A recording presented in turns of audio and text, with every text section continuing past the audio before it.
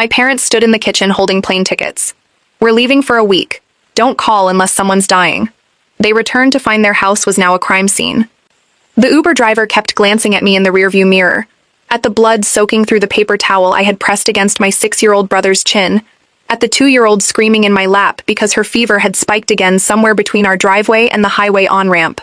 Beckett wasn't crying anymore, which scared me more than the crying had. He just kept saying, in this flat little voice, that his face felt cold, and I kept saying we're almost there, even though I had no idea if that was true because I'd never taken this route without an adult in the front seat. My hands were shaking so hard I couldn't get my phone unlocked to check the map. And Otto, 4 years old and strapped in the middle seat, kept asking why nobody's mommy was coming. I was 12. I had signed a hospital consent form an hour earlier with a signature that wasn't mine, tracing my mother's name from an old permission slip with my fingers shaking so badly, the E came out looking like a C. I didn't know yet that in 6 days I would watch 2 police officers put handcuffs on my mother in our own living room. I didn't know any of what was coming. I only knew that my brother's blood was on my hands and my parents were somewhere over the Gulf of Mexico with their phones in airplane mode. To understand how a 12-year-old ends up signing her mother's name in a hospital waiting room, you have to go back further than that week. Because that week wasn't really the beginning of anything. It was the place where 3 years of small, deniable decisions finally stopped being deniable. My parents, Grant and Carla Pruitt, had been taking trips without us since I was 9, always framed the same way, a reward they'd earned, a marriage that needed tending, and always landing on me the same way, a list taped to the refrigerator with feeding times and nap schedules written in my mother's tight, impatient handwriting. The first few trips were only 2 or 3 nights, and my grandmother Lucille, my dad's mother, used to come stay those nights, sleeping on our pull-out couch with her reading glasses pushed up into her hair. And those trips I don't remember being afraid of anything except running out of her favorite peppermint candies. Somewhere around the time Daisy was born, the trips got longer and Grandma stopped being invited to help, and nobody ever explained why. They just stopped mentioning her at all when they packed. I found out much later, sitting in a lawyer's office with my grandmother's hand gripping mine hard enough to hurt, that there had been an anonymous report filed with the county almost a full year before that week in the kitchen, made by a woman at my old daycare who'd noticed Otto showing up in the same clothes 3 days running and asking the front desk worker if he could sleep there instead of going home. That report went to an intake caseworker named Trent Ostby, who closed it within 48 hours as unsubstantiated after a phone call, not a home visit, a phone call, with my father. I only knew that when my mother handed me the schedule at the kitchen table, 3 color-coded columns for Otto, Beckett, and Daisy, with my name nowhere on any of them, like I was staff rather than a sister. Something in my stomach already understood this trip was different from the others, even if I didn't have language yet for how. My mother set the tickets down on the counter like they were the only important object in the room and told me they were flying out of Portland the next morning, a week in the Florida Keys, and that under no circumstances was I to call unless, her exact words, someone was actually dying, because the last 3 vacations I had, in her telling, ruined with my drama. My father didn't even look up from his phone when he added that, if I couldn't handle a week of babysitting, maybe I wasn't mature enough for 8th grade in the fall, maybe I needed to be evaluated, a threat that wasn't new but still landed like it was, because the year before they had actually called the school counselor and told her I'd been having behavioral issues at home, a lie that got me pulled out of 2 classes for an assessment I never should have needed.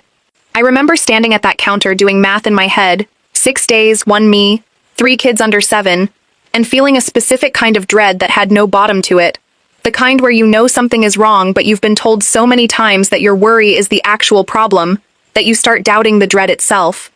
They left at 6 the next morning without waking any of the little ones, and I stood in the doorway in my pajamas watching my father's rental car back down the driveway, my mother not looking back once, and I remember thinking, with a kind of dull 12-year-old logic, that 6 days wasn't that long, that I had survived worse weekends, that I could do this. I want to be honest that there is a version of me who still, years later, feels stupid for believing that, and a version of my therapist who has spent a lot of time telling me that a child believing her parents' promises is not stupidity, it's the only sane response to being 12. Daisy started throwing up at 5:50 that first morning. Before I'd even had coffee, I wasn't allowed to drink, and by the time I'd stripped the crib sheets and started the second load of laundry, my phone buzzed with a call from a number I didn't recognize at first, an area code from 3 states over, which turned out to be the hospital where my grandmother had gone in for what she'd thought was a routine scan. Grandma Lucille's voice on that first call was steadier than it would be on any call after it, but there was already something underneath it, A doctor had found a mass during imaging that was supposed to be checking her gallbladder, and they wanted to operate within the week. And she was scared, and she asked, so gently it almost broke something in me right there in the laundry room, whether I thought I could come sit with her before they wheeled her back.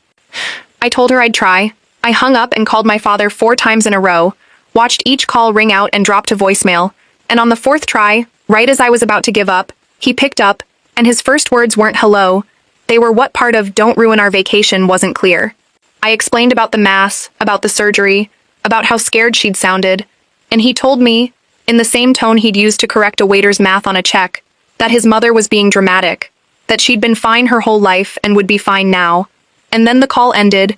and 20 minutes later a text arrived from my mother's number instead of a call, informing me that if I contacted them again about anything short of an actual emergency, they would tell the school I was too unstable for regular classes. The same threat, sharper now, like a blade they kept oiled for exactly this purpose. The next morning brought the first real crack in the version of events my parents would later try to tell in court, because that was the morning I discovered, scrolling numbly through Instagram while Daisy's fever sat at 101 and refused to move, a photo of my mother on a boat deck holding a champagne glass toward the sunset, the caption something about finally being free, no kids, no drama, just paradise, posted at 11:40 the night before, exactly 40 minutes after she had texted me a threat about ruining her vacation. I didn't understand yet how much that single photo would matter. Time-stamped, public, permanent, but some animal part of me screenshotted it anyway. Some instinct that had learned, without anyone teaching it, that someday somebody might need proof this had happened.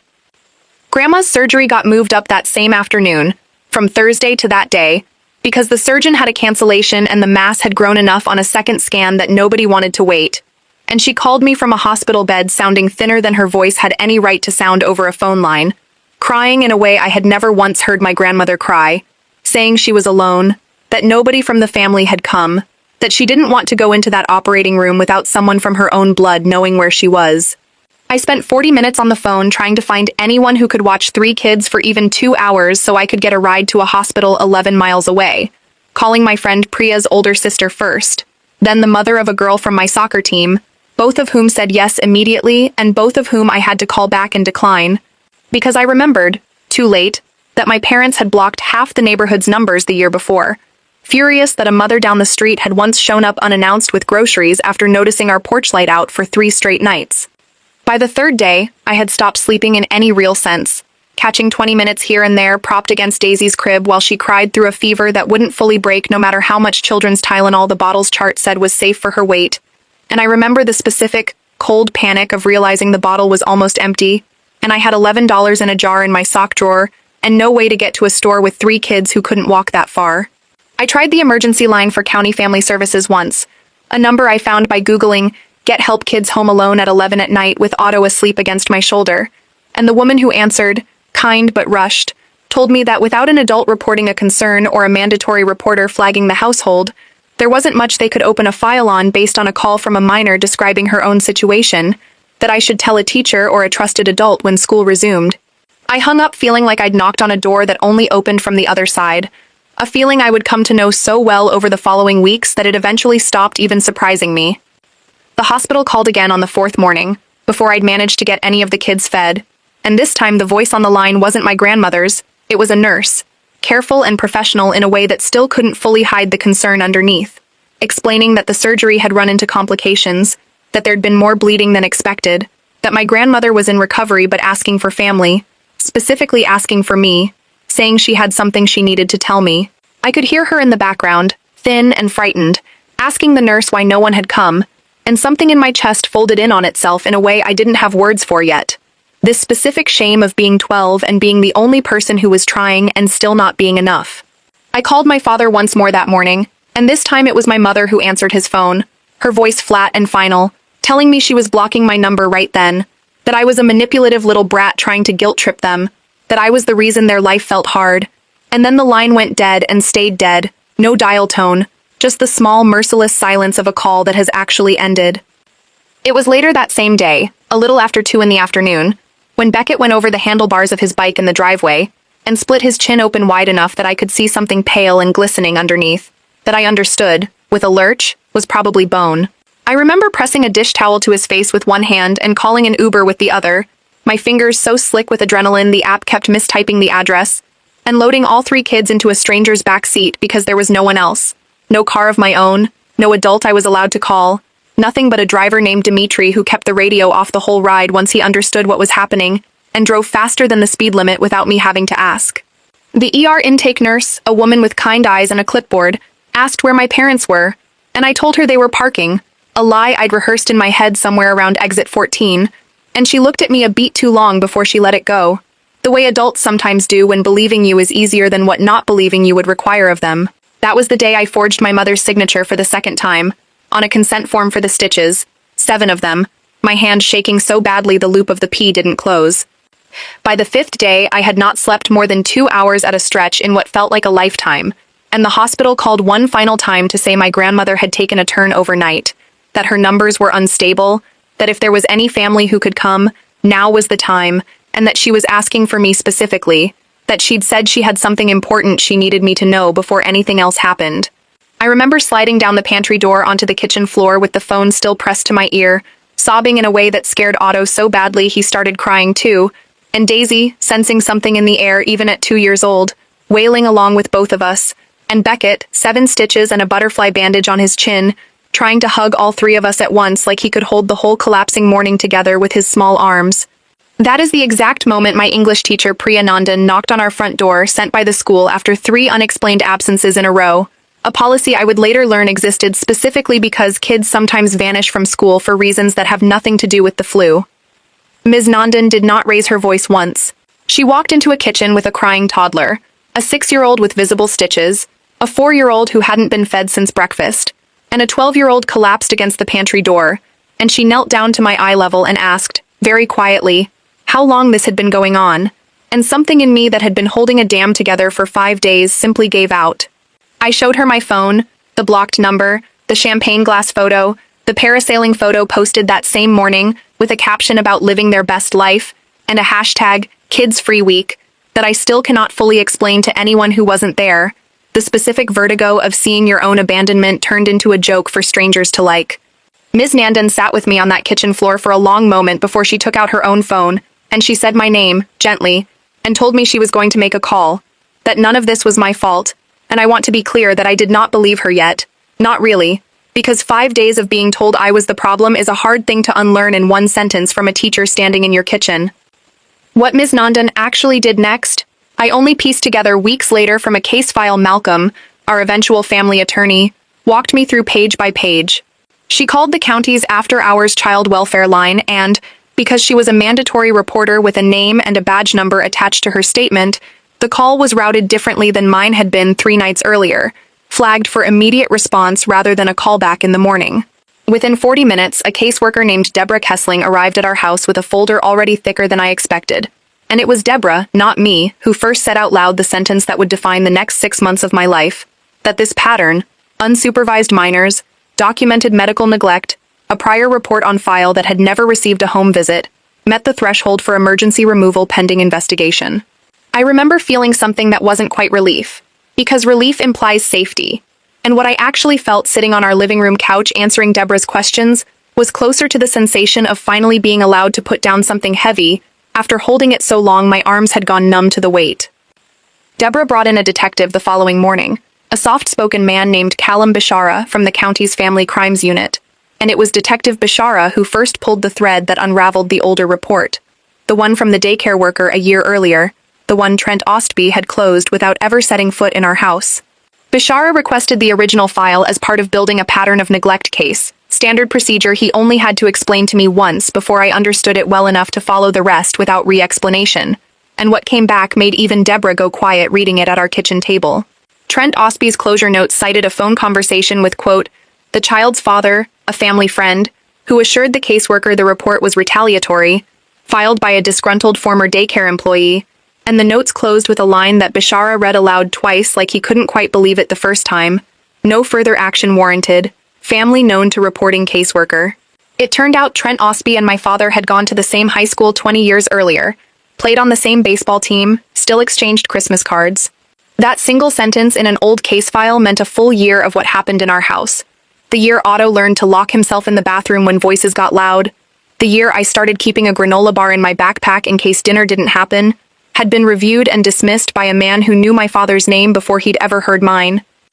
Dr. Farah Solis, a child psychologist Deborah brought in to evaluate all four of us over the following week, was the first adult who asked me questions and then actually waited long enough in the silence after them for a true answer to surface, instead of the rehearsed one I'd give a stranger by reflex. She documented what she called, in careful clinical language I later read in her report,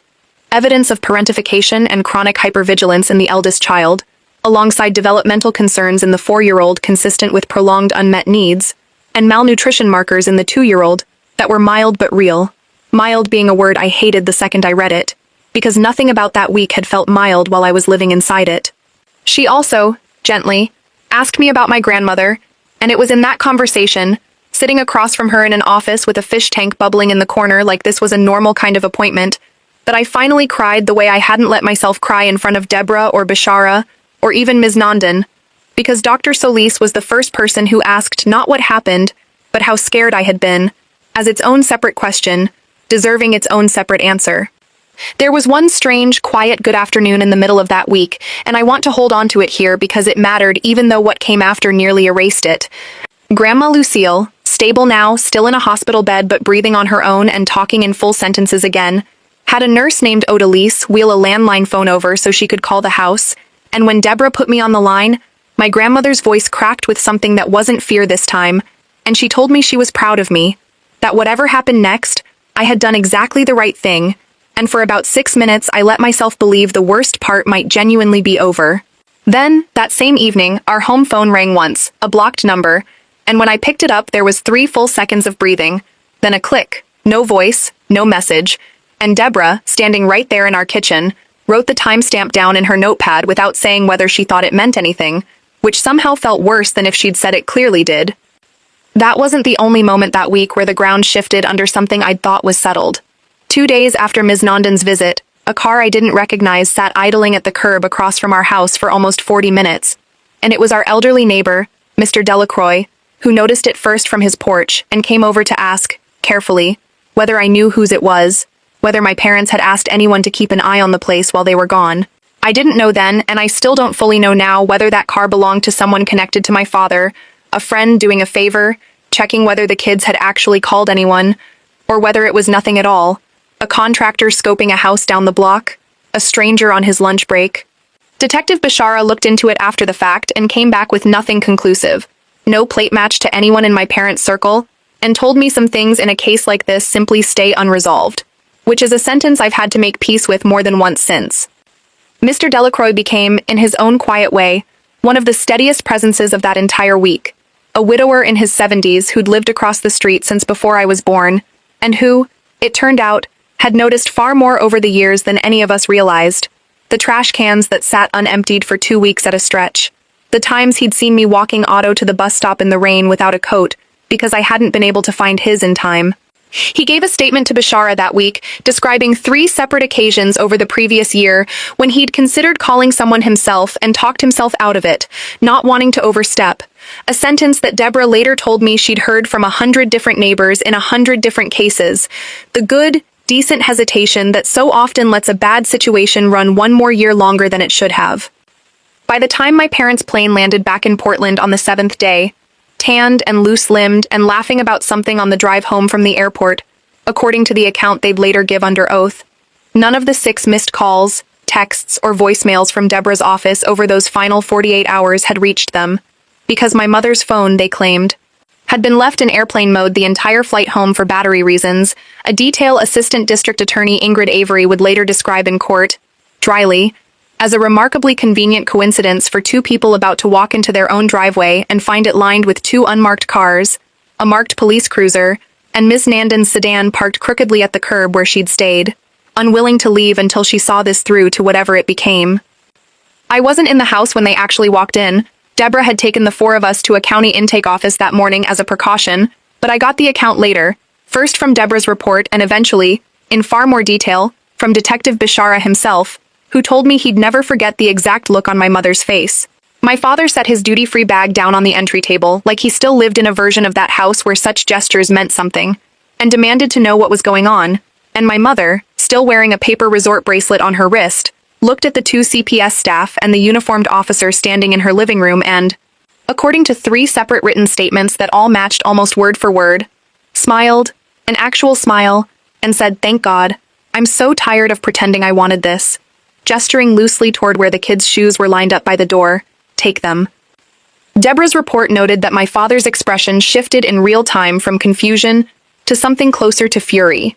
Not at what had happened to us, but at the fact that it had been discovered. And it was into that exact silence that Officer Renwick, the uniformed officer on scene, stepped forward and told my mother she was under arrest for child endangerment resulting in bodily harm. A charge that would eventually be amended and expanded once Ingrid Avery's office finished pulling together the timeline, the ER records for Beckett's stitches, the pediatric neglect findings from Dr. Solis, the photographs, the blocked calls, the original unopened report with Trent Ostby's name at the bottom of it. My mother's smile, according to every account I've heard, vanished the moment the handcuffs actually touched her wrists, replaced by a single furious question: for what? A mom can't go on vacation anymore. As if the 6 days that had actually happened in that house were simply a technicality standing between her and her right to leave it. I want to be honest about the part of that week I don't like admitting even now, because a story like this can start to sound clean in the retelling. And it wasn't clean, not for a long time. 3 weeks into the investigation, sitting in Malcolm's office going over a timeline of exhibits, texts, photographs, medical bills totaling just under $6,000 between Beckett's stitches and Daisy's 2 urgent care visits, I had a moment where something in me simply broke. Not loudly. I didn't scream or cry. I just went completely still and told Malcolm I wanted to recant everything, tell everyone I'd exaggerated, that my parents deserved a chance, because some old, deep 12-year-old part of me was more afraid of being the reason my family fell apart than I was of anything that had actually happened in that house. Malcolm didn't argue with me. He just sat there while I shook, and eventually asked me, quietly, whether I remembered forging my mother's name on a hospital form because there was no one else who could, and something about hearing it said back to me, plainly, without judgment, let the panic finally drain out of my body, instead of staying locked inside it. The custody hearing itself, 6 weeks later, was less dramatic than the arrest and somehow harder to sit through, because it was in that gray, procedural room that the full shape of what my parents had built over 3 years finally got read into the record in one continuous document. Ingrid Avery walked the judge through the Trent Ostby report first, then the champagne photograph time-stamped 40 minutes after a threat text,